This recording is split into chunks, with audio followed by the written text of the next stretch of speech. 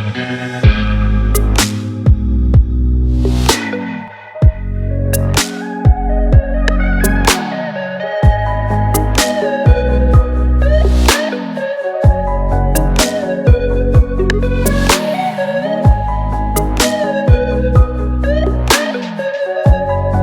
you guys. Welcome to my channel. I'm Wilkins. So today we're going to be talking about the dark night of the soul. And so this video is going to be for you if you just want to understand what that is more. If you're currently experiencing that, it's going to be really helpful for you and give you some context. I'm going to share a little bit about my own dark night of the soul experience and some things that helped me that have helped my clients as they go through this experience, and just things to keep in mind to support you in really making the most of this space. So let's start with, what is the dark night of the soul? The dark night of the soul, first of all, is different from a spiritual awakening. Spiritual awakenings, I think we have a lot of them. They're not, I think that it's a misconception that we have one awakening. And I think often we think once we've had one awakening, like, oh, that's it, until you have the next one. For me, I had a spiritual awakening and then I had a dark night of the soul. And I was like, oh, there's actually a lot of layers to this. This isn't a one and done thing. And so our awakening really happens in deep, deep layers. The dark night of the soul is a huge chunk of your ego being taken off. And so it can be confused with being like really depressed, or let me just hold on, let me just comfy here for a second. I'm like real comfy with my cozy blanket. So come up on the couch with me, let's have a conversation about this. So the dark night of the soul, like I was saying, can be confused for like a depressive episode. It can be confused for like, oh, this person is just really being going through a funk. This is a major spiritual experience that's happening when you're going through a dark night of the soul. So basically, probably the easiest way that I could put it is a huge chunk of your identity has been stripped for some reason. And so a lot of times this might happen when you have a lot of things happen in your external life at once, either because you've been ignoring signs and stuff, because we all do that sometimes, or we have all experienced that in the past, where we've gotten a lot of signs and messages about something, we haven't listened to it, and then Goddess Kali or the destroyer goddess, whatever your belief system is, something comes in and rips the rug out from under you so that you finally get the message. Sometimes it can happen that way. And also sometimes we just require a big turn in our path. And maybe it wasn't something that we had any clue was coming. So a big chunk of your identity has been taken. This could be a long-term relationship ending that like really shifts your worldview and changes who you think that you are. Like your view of yourself changes so deeply, or maybe losing a career or something, or getting sick. This can happen a lot of different ways. Another way that I think is likely for the people watching this is through twin flame experiences. And that's because a twin flame experience is basically designed to completely strip your ego, which is really difficult for our psyche. And that also happens in layers. So the dark night of the soul, you're in this deep, dark space where nothing makes sense anymore. You have no idea what to do next, where to go, because it's like you've been disoriented so much that it's like, I don't know where to even go from here other than just to be right in this moment. But also being in this moment feels really dark and like despairing. And to me, it just felt really quiet and really like sad. Really quiet, really sad, really just like, I have no idea what to do or what's next. And so for me, I had my first spiritual awakening in 2014. I went to Bali and I went and did yoga teacher training. I quit my job and just followed a random soul call that felt very strong, but it was like there was no logical evidence to back it up. And I went to Bali and had a total consciousness shift. And when I came back, I started transitioning a lot of things. I started upgrading my jobs, but I knew that I wanted to do something else that was more purposeful with my life, that really had deep meaning to me. And so I went on this journey of like finding what that was and starting a business and building that business. And um that was my first spiritual awakening. Like, wait a second, I don't want to be living in this world. That's not it. I don't want to be living in this like 3D society where I just go to work and come home and watch TV and like do the whole thing on repeat. Like, there's got to be more meaning. So that was my first spiritual awakening in 2014, 2015. And before that, there was a period of, I think this is important to know, deciphering like what is actually the dark night of the soul. Because before my spiritual awakening, I also had a period where things felt really difficult. And it just felt like things weren't working. I was like really unhappy with my job. I was unhappy with my relationship at the time. Like, there was a lot of stuff going on with that was really testing my ego. And that was really asking me to look at some shadow aspects of myself in a way that I was like not comfortable with. So my comfort zone and my ego were being shaken. And then I had the spiritual awakening. The dark night of the soul was totally different. It was a deeper layer of spiritual, like way deeper layer of spiritual awakening.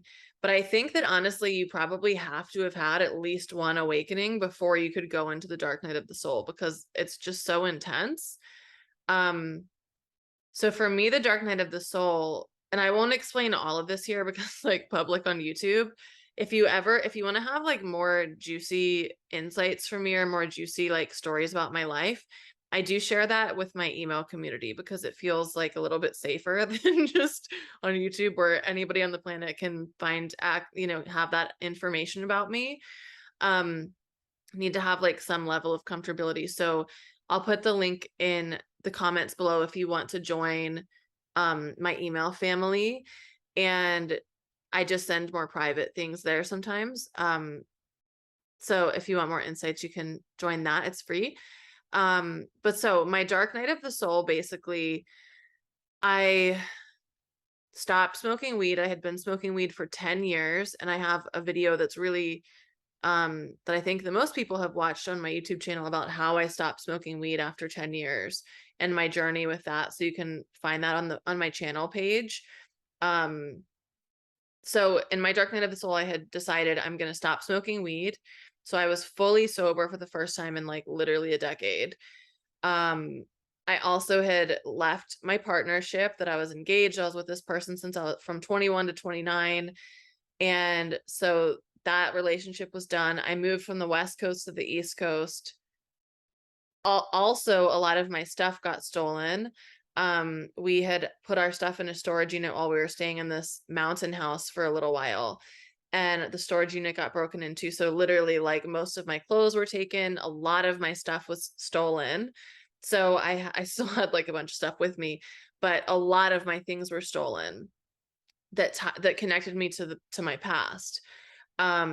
Also, my business was changing completely because I was a business coach and I was helping people with business and marketing, because that's really what my degree was in, what my interests were and my passion at the time, helping people excel in their potential through business. And all of a sudden I started having really deep spiritual gifts. And then at the same time, I had stopped smoking weed. So those gifts were becoming deeper and deeper and deeper. And all of this stuff together, like any of these things individually would be big, right? But all of it together was just like, holy fuck, what am I supposed to do with this? So I had moved to the East Coast. I moved back in with my parents because I had no idea where I wanted to live. Like, nowhere in the US was like, yes, go live here. All my friends, since I've been an adult, all my friends live scattered throughout the state. So it's not like there was one space where all my friends were. And I just didn't know where I wanted to live. So I was like, okay, I'm going to go live at home for a while until I can figure it out. And that's an initiation in itself, going back and living with your parents when you've lived by yourself or lived with a partner for 10 years and coming back as an adult living with your parents. So all this stuff was going on at once. And basically for me, the question was, this is probably a question that's in every dark night of the soul, like, who am I? And I had asked that question many times before, but this was different. It's like all of the roles have been stripped off. Nothing external is really like loud enough to bother me, because the like deep hole that has been created in the soul is so loud.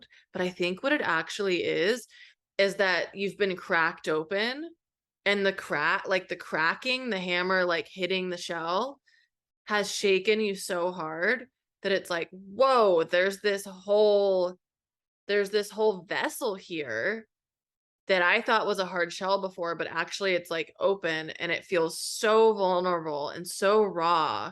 I'm like, what am I supposed to do with this? I thought it was like, this is a weird example, and I'll just show it because I have this bowl literally right here. This is lavender sage, which is so great, by the way.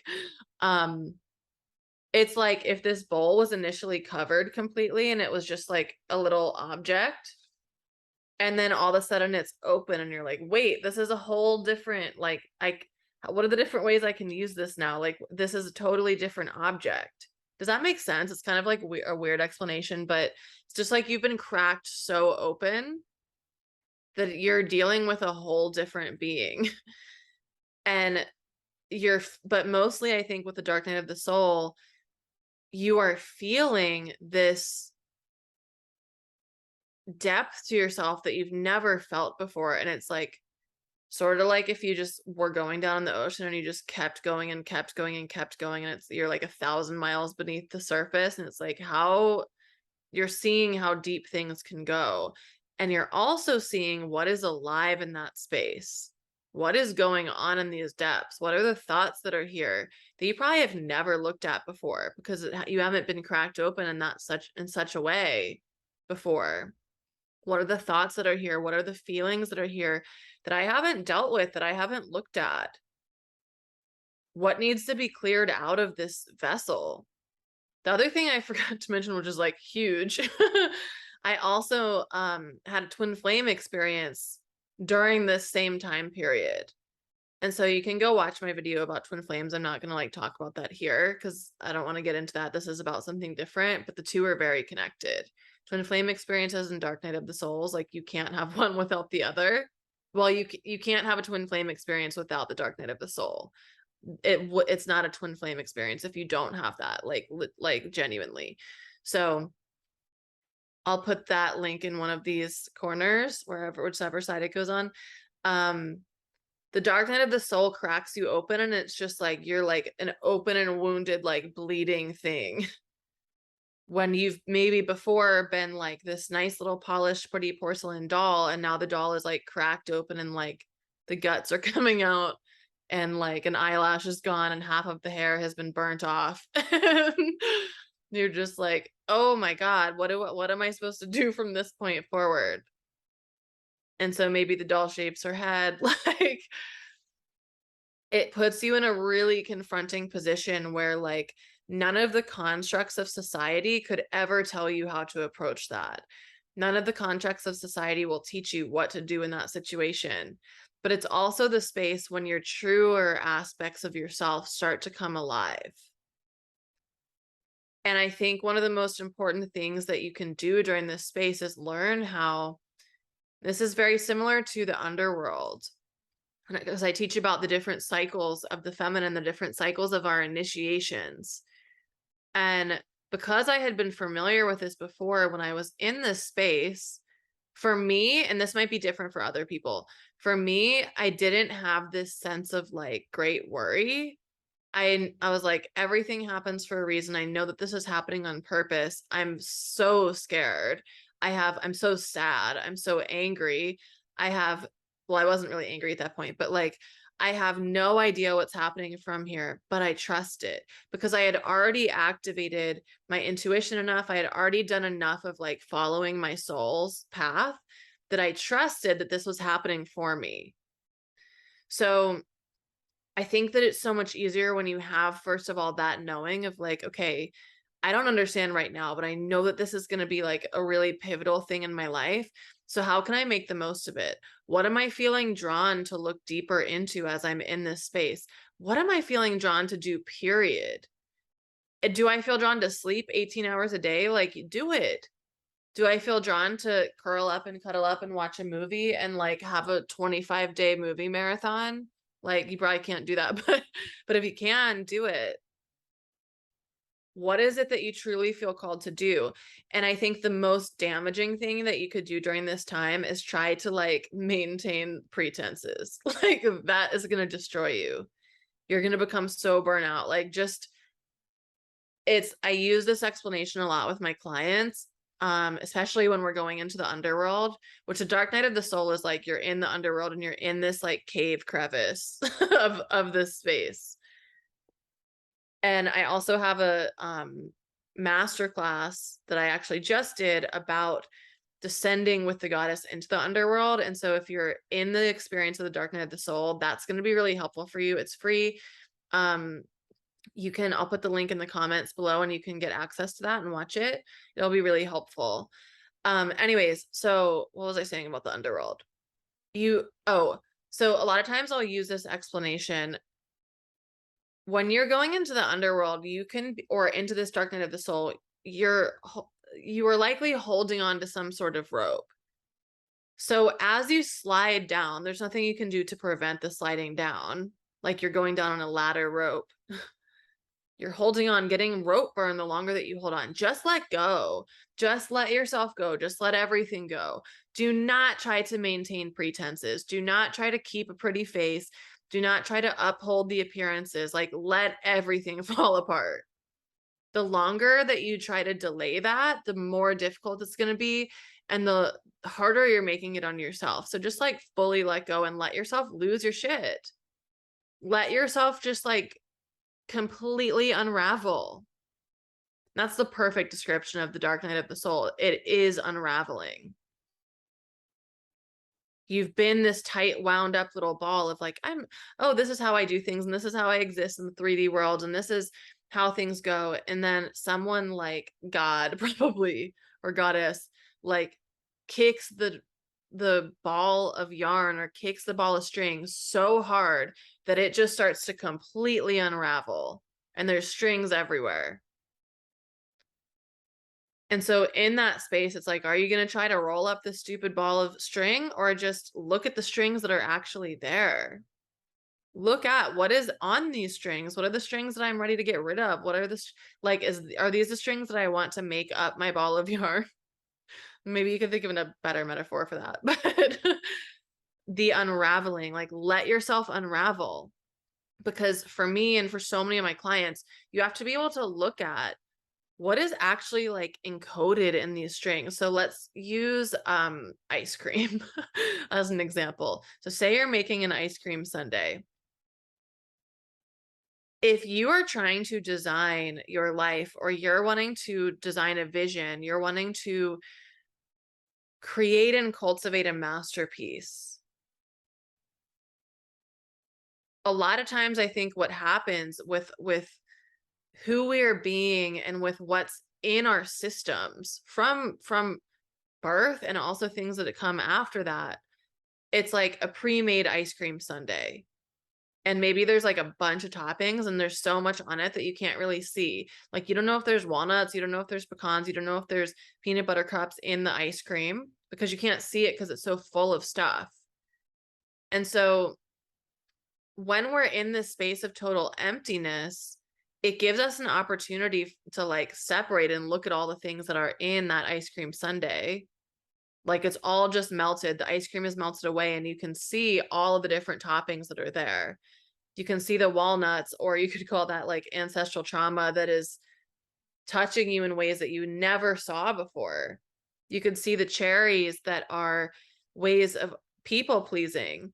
You could see hot fudge drizzled somewhere that you're like, whoa, that's programming from my parents that I was not aware of that I am operating with. You might find like some sprinkles and you're like, wow, thanks first grade teacher for fully traumatizing me. And I am actually still operating with that encodement. But it's like stuff you could never really see before until you've allowed the unraveling to happen.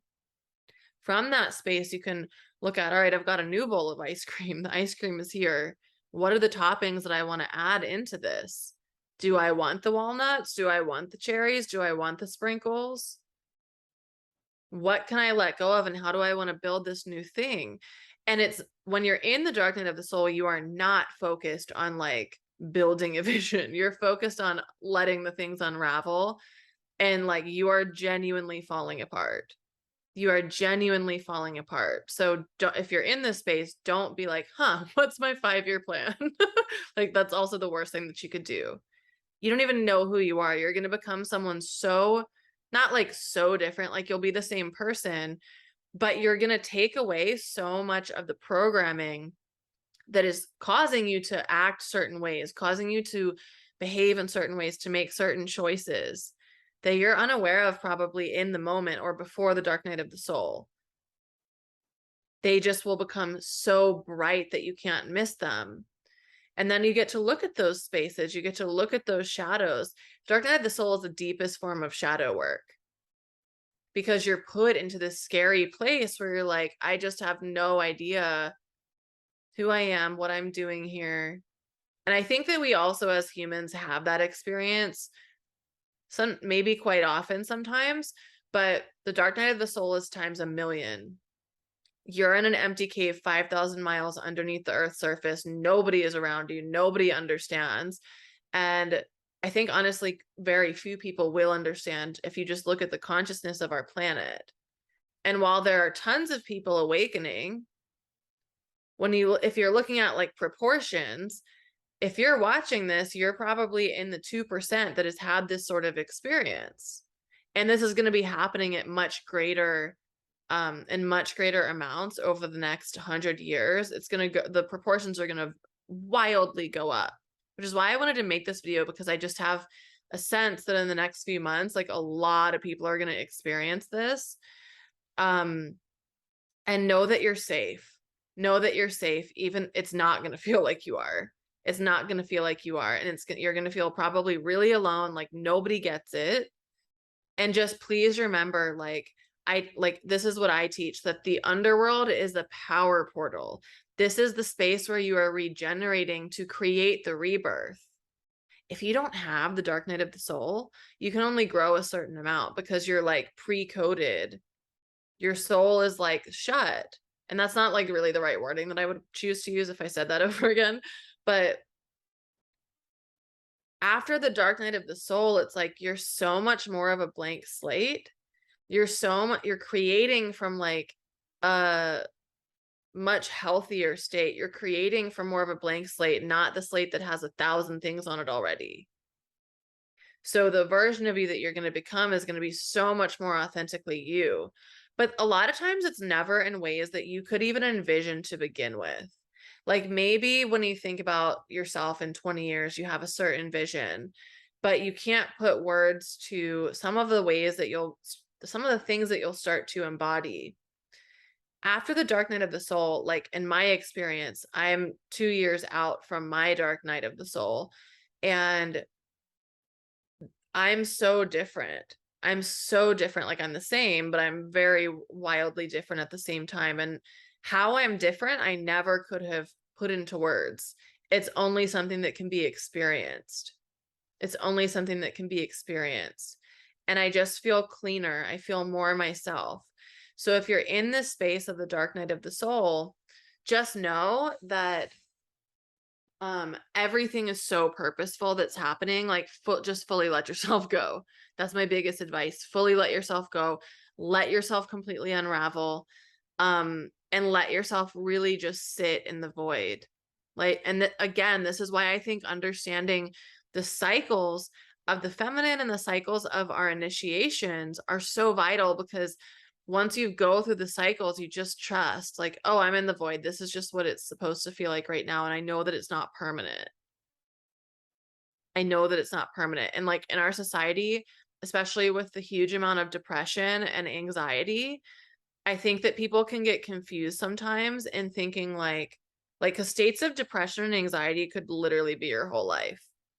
That's not a cycle. That's something that's occurring sort of on the external. It's kind of confusing about like how to put that, but that's separate from the cycles. That's something that that's going through the different cycles, or it's probably honestly an indication that you're not fully going into these cycles and that that's an opportunity for you. But we aren't taught about that. So how would you know other than coming to one of my classes or doing a mastermind with me or reading about the cycles somewhere else? Or learning about it somewhere else. We're not taught about how to operate in these feminine cycles of life because we're taught that everything is masculine and linear and everything goes up like this. That's not the reality of things. That's the masculine principle, not the feminine principle. The masculine principle does go like this, but the feminine principle goes like this. And both are operating together. So I think my message for you with this is, number one, like, you are not alone. This is a process of your ascension. Your dark night of the soul is the entry point of your true ascension. Spiritual awakening is not really that connected to an ascension. It's like the baby prerequisite. It's like the very entry opening, like coming into an office building. But the dark night of the soul is how you take the elevator up. You can have spiritual awakenings and you're just going to stay in the lobby. Like, you've entered the building, but you're just going to stay in the lobby. The dark night of the soul is you stepping onto the elevator so that you can go up. And you might stay in that elevator. And this is where it's also really helpful to get support from people who have been through this space so that you don't stay stuck in it. Because some people do stay stuck in it, I think, a lot longer than they need to. But I think that that's also just when we're holding on and we're like trying to pretend everything's fine. It's not a big deal. I have no idea who I am and I feel like I'm disintegrating. It's really not a problem. Everything's great. How are you? It's when you're doing that, let yourself fall apart. Let yourself fall apart. Let yourself unravel. I know that I've said that 1,000 times, but like, my intention is that every time I say it, you feel how that could occur for you a little bit deeper. So I think that that's good. This has been like 30 minutes already. I'm not even sure really what I've said here, but that's 30 minutes long. But if you need any support, you can always reach out to me and I can gauge how I can best support you with that. Also, learning about the cycles of initiation. So I have, first of all, I have an initiation group mastermind where we go through these cycles together. It's not, the dark night of the soul is not one of the cycles, but the dark night of the soul is really related to the death phase, which is one of the major 6 cycles that I work with people through. You can learn more about the cyclical nature of the goddess and the feminine. I have a masterclass on my website called Return to Goddess. And then, like I said, I also have the masterclass on the descent into the underworld, which is going to be probably most helpful for you right now if you're in this space. So I'll put the link for that in the comments below. And then there's also an Akashic Records activation included with that, so that you can actually start to go into this energy yourself and receive some messages from your guides there. That'll be really helpful. And you can also, of course, always book a one-on-one Akashic Record session with me. That will actually probably be the most helpful thing, because I can really get in and look at your soul blueprint, at what's going on in your space, and get custom information based on you, your soul, what your life path is, what your purposes are, what you're meant to be doing in this phase. And that will be personal to you. It won't be the same as like anybody else. So that would be probably the best thing, if you feel drawn to me or to my energy. And I'll put the link for that in the comments as well, and you can book a session there. So I hope this has been helpful. I'm sending you a virtual hug and some cozy energy. Know that you're not alone. There's so many people who have gone through this, and just remember that it's a power boost. It really truly is. And it's the invitation into a whole other type of life, and it will not last forever. It might seem like it does, but it will not last forever. That will pass. This too shall pass. So this was helpful. Please give it a thumbs up. That helps me, and helps other people find my channel. And please leave a comment. I'd love to know your thoughts. If you have any tips that have helped you, please put them in the comments so other people can see those as well, to support them. And then, of course, subscribe to the channel if you haven't already. I share lots of magical wisdom about the goddesses, wisdom about ancient feminine history, sacred wealth, soul mission, lots of different things here. So anyways, thank you for watching, and I will see you in the next video.